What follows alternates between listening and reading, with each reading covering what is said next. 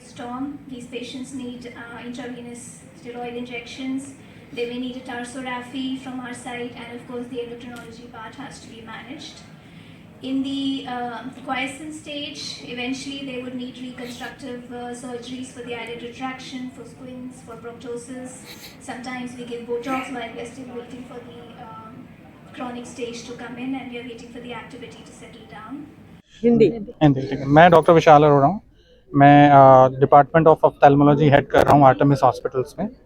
सो आज हमने एक अपना एडवांस्ड क्लिनिक लॉन्च किया है, जिसके अंदर हमारे पास जो हमारी टीम है, जो उसकी एक्सपर्टीज़ है, प्लस जो नई मशीनें हैं, उनको हमने आर्टेमिस में लाए हैं, ताकि हम जो आई डिजीज़ हैं उनको जल्दी डिटेक्ट करें और प्रिवेंटिव एस्पेक्ट को आगे ले जाके डिज़ीज़ को डेवलप ही ना होने दें, और अगर वो डिज़ीज़ डेवलप हो रहा है तो उसे अर्ली स्टेज में पकड़ें ताकि रेमेडियल एक्शन हम ले पाएँ। सर आजकल छोटे बच्चे जो स्क्रीन टाइम उनका बढ़ गया है, वो मोबाइल छोड़ते ही नहीं है, तो उनको भी ड्राई आई की शिकायत हो रही है, तो ऐसे में हम क्या करें? देखो, आपने भी नोटिस किया होगा कि जब बच्चे स्क्रीन देख रहे हैं वो ब्लिंक कम कर रहे हैं। जब वो ब्लिंक कम करेंगे तो उनका जो नेचुरल मैकेनिज्म है टीयर्स को आंखों पे लाने का, वो नहीं काम कर रहा है। तो हमें सबसे पहले तो रिड्यूस करना है स्क्रीन टाइम।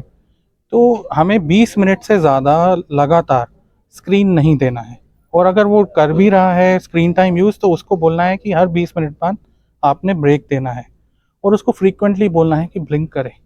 अगर वो करेगा तो ये आप नेचुरली ड्राई आई को बच्चों में ट्रीट कर पाओगे, rather than being dependent on drops always. Sir बड़े में भी जब कॉन्टैक्ट लेंस लगाते हैं उसके बाद भी ड्राइनेस बहुत ज़्यादा बढ़ जाता है, उसके लिए क्या करें? सो कॉन्टैक्ट लेंस खुद एक पोर्साइन मटेरियल है, मतलब ये ह्यूमन डिराइव्ड मटेरियल नहीं है।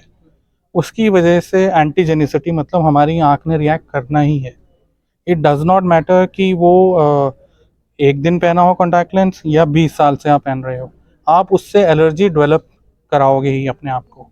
तो जब उसकी वजह से एलर्जी या ड्राई आई डेवलप हो, सबसे पहले आप कॉन्टैक्ट लेंस को बंद करें यूज़ करना, उसके बाद ड्रॉप्स यूज़ करें, और उसके बाद धीरे धीरे उसको स्टार्ट करें। So that's the way to prevent. तो एक दिन में कितने घंटे पहनना चाहिए कॉन्टैक्ट लेंस, जिससे depending on the material of contact lens. अब तो एक्सटेंडेड मटेरियल वाले भी आ गए हैं, जिनको सिलिकॉन हाइड्रोजेल्स कहा जाता है, जो कि 8 घंटे से ज़्यादा पहन सकते हैं। बट मेरी राय में ज़्यादातर, अगर जनरल राय देनी है तो डेली डिस्पोजेबल को स्टिक करना चाहिए। डॉक्टर श्री हमारी कॉर्निया एक्सपर्ट है।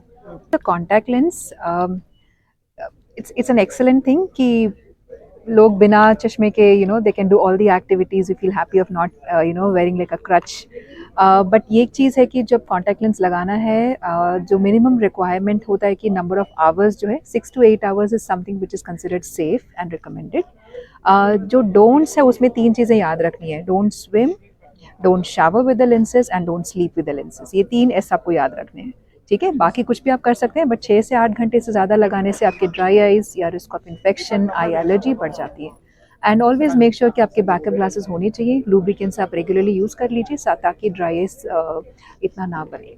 मैम, ग्लूकोमा पेशेंट को क्या मतलब केयर करना चाहिए आंखों को, और उनको क्या लॉन्ग टाइम एक ड्रॉप दिया जाता है, तो लाइफ टाइम के लिए ही ड्रॉप यूज़ करना है या उसके बगैर भी रहा जा सकता है? सो ग्लॉकोमा बाय इटसेल्फ शुरुआत के स्टेजेस में पेशेंट्स को कोई सिम्टम्स नहीं होता। That's something which is very interesting, and इसीलिए उसको हम एक साइलेंट थीफ ऑफ विजन बोलते हैं, क्योंकि जब तक पेशेंट एक नॉर्मल रूटीन चेकअप में आता है, उसका पूरा हम चेकअप करते हैं, आंख का प्रेशर चेकअप करते हैं, आंख का ऑप्टिक नर्व जो आंख का नस होता है उसको हम चेकअप करते हैं, तभी हम उसको डायग्नोज कर सकते हैं कि पेशेंट को ग्लॉकोमा है कि नहीं।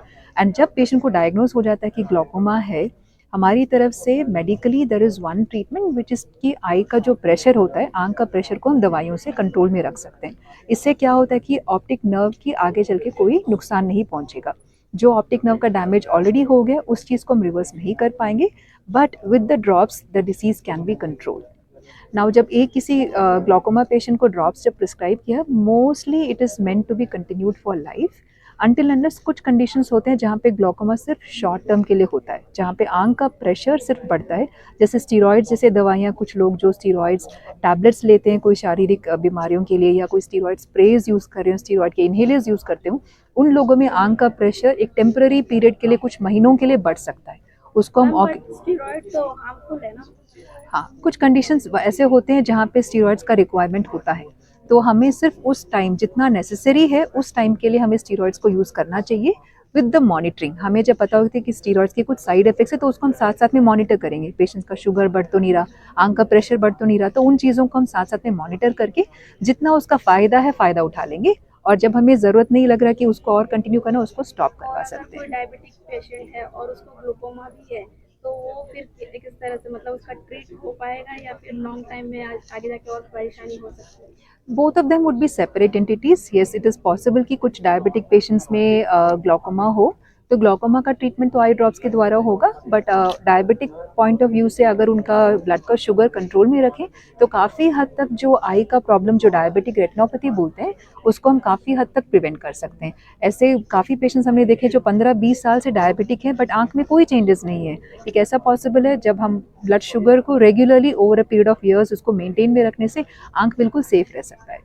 ओके, आर्टेमिस की तरफ से कोई पेशेंट केयर प्रोग्राम भी चलाया जाएगा इन फ्यूचर?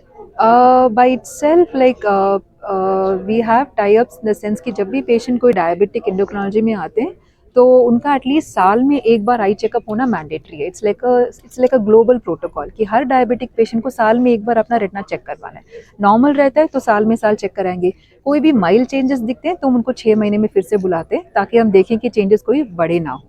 तो this is something which is a protocol to keep the things at bay, and ताकि चीज़ें बढ़ने के पहले ही शुरुआत में उसको हम पकड़ लें।